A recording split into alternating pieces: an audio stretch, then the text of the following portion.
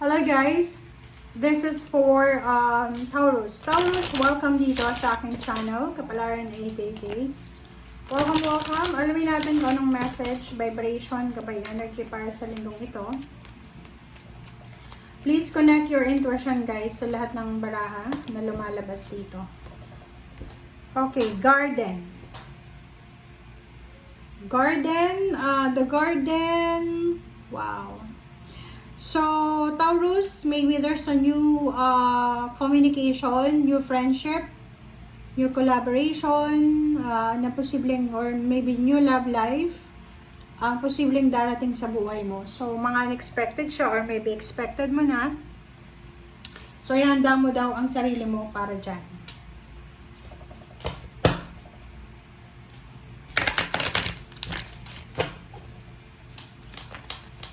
Okay. Taurus. Okay, wow. So, second card natin, Taurus, sinasabi ng barahan ay handa mong sarili mo para sa travel. Ihanda mong sarili mo para sa paglilipat ng bahay, pagta-travel, pag-aasikaso ng mga papeles. Ihanda mong sarili mo para sa kung ano man yan na paglalakbay or journey na pwedeng magdala sa iyo ng satisfaction and achievements, or kung ano pa man yan, maybe kasal,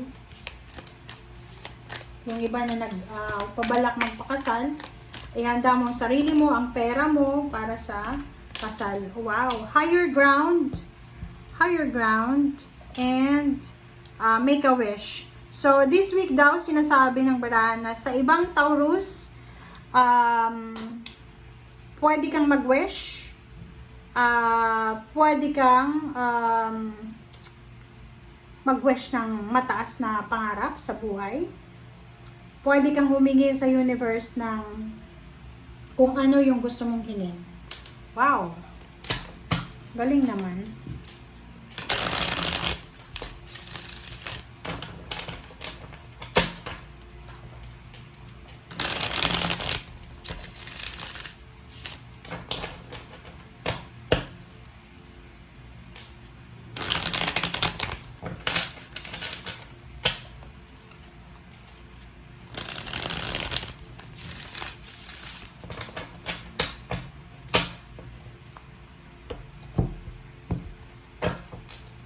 Okay.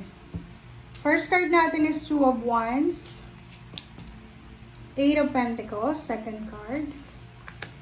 And third card natin is Three of Wands. Doon sa mga Taurus na naghihintay, still waiting for a new job, new career, new source of income.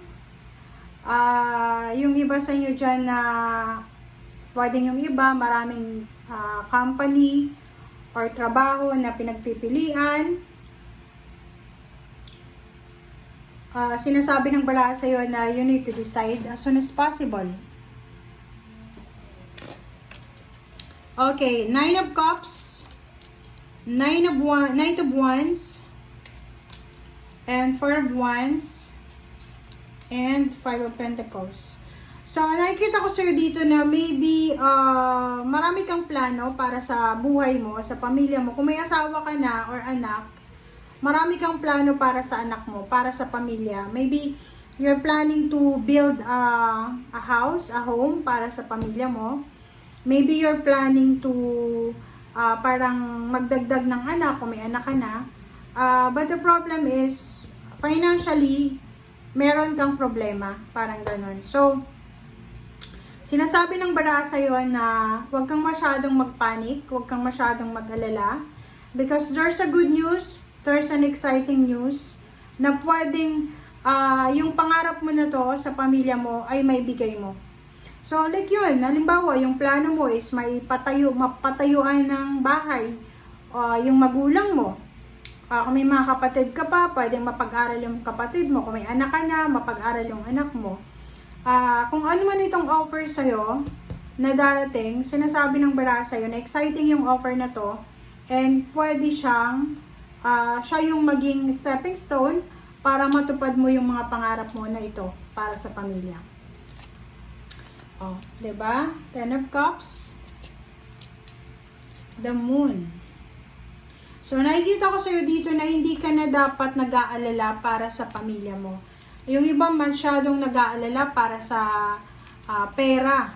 Nag-aalala ka, baka yung magulang mo hindi makakain, hindi makapagbayad ng renta, hindi makapagbayad ng kuryente or tubig, parang ganyan. So, sinasabi ng bara sa'yo dito na harapin natin, huwag nating talikuran, huwag natin na iwanan, okay? Sinasabi ng bara sa'yo dito na kinakailangan mo ng patience. Lalo kung unemployed ka sa ngayon or nag-wish ka ng mataas na posisyon sa trabaho, sinasabi ng bara na napaka-importante yung pagpapasensya. Kung ano man ang pinagdadaanan mo sa ngayon, financially and emotionally, yan ay magbabago. Okay? Hindi ka naman for life na naandyan sa ganyang sitwasyon. Emotionally, sinasabi ng barahan na lahat ng problema mo sa emotion, lalo na sa pamilya, kung may problema sa kapatid, sa magulang, sa karelasyon, sa asawa, sa mga anak, or may apo ka na, sinasabi dito na maayos at maayos mo yan. Okay? Ace of Pentacles and Page of Wands. In the near future, doon sa mga naghahanap ng trabaho or yung mga gustong pumasok, umalis sa dating pinagtatrabahuhan or sa pinagtatrabahuhan ngayon and lumipat, sinasabi ng barahan na maraming job offers na posibleng darating sa'yo. And this job offers, Taurus, ay posibleng magdadala to sa'yo ng sobra-sobrang kaligayahan. Wish fulfillment nga siya. Wish come true, wish fulfillment. And Zero the Fool, sinasabi ng bara sa'yo na kung gusto mo daw na maging maayos ang takbo ng buhay mo and makamit lahat ng pangarap mo sa buhay, kailangan mong mag-take talaga ng risk eh. Same sa Capricorn, hindi ka dapat daw nakokontento sa isang lugar lang. Lalo siyang Paul, kung yun nga sabi ko sa mga readings sa ibang zodiac signs na kung hindi kayo masaya sa lugar kung nasan kayo sa ngayon, napakalawak ng mundo. 'Di ba? Sabi ko na, Six of Swords.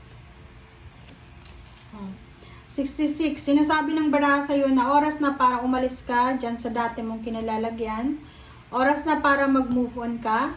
Oras na para hanapin mo kung ano yung nararapat na lugar para sa'yo. Oras na para hanapin mo kung ano yung or kung saan ka makakahanap ng swerte.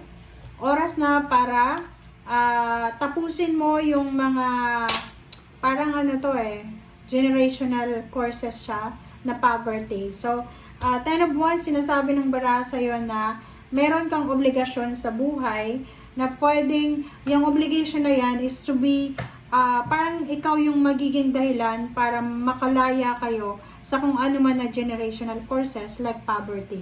Okay? So, thank you guys for watching and see you again. Bye!